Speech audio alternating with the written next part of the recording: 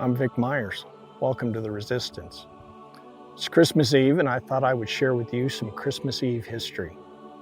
There's a story people like to tell about World War II, a story about German soldiers and Allied soldiers who stopped fighting for a night, shared food, and didn't shoot at each other.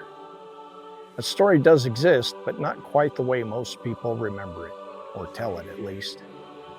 The most famous Christmas truce didn't happen in World War II. It happened 30 years earlier during World War I. It's December 1914. War was only a few months old. Most of the soldiers on both sides thought they'd be home soon. Instead, they found themselves living in muddy trenches, surrounded by barbed wire, rats, and constant artillery fire. The Western Front stretched from the North Sea down through Belgium and France. Opposing trenches were often only a few dozen yards apart, close enough to hear voices, close enough to recognize songs.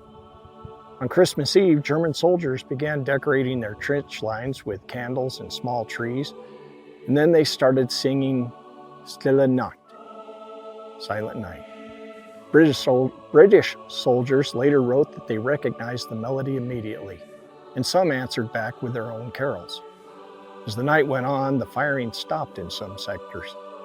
Then unarmed soldiers climbed out of their trenches, hands raised, calling out greetings. They met in no man's land. They shook hands. They exchanged cigarettes, chocolate, buttons from their uniforms, and small pieces of food. Letters written afterward described awkward conversations, shared laughter, and the strange feeling of seeing the enemy up close and realizing how young everyone was. In at least one area, a soccer ball appeared, and soldiers later wrote about a short, uneven game played in boots on frozen ground. History remembers this as the Christmas truce, and it really did happen. It wasn't universal, it wasn't ordered, and it didn't last. By Christmas Day afternoon, officers on both sides were ordering their men back into position.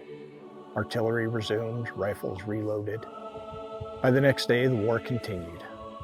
Now, there was something similar that happened in World War II. It wasn't widespread like the Christmas truce. It wasn't along an entire front. On Christmas Eve of 1944, during the Battle of the Bulge, a small group of American soldiers found shelter in a civilian home in the Ardennes. That night, German soldiers arrived at the same house. Now, on any other night, carnage would have ensued. But instead, weapons were set aside. A meal was shared. For that one night, in that one house, no one fired a shot. In the morning, they picked up their rifles, left the house, and returned to the war.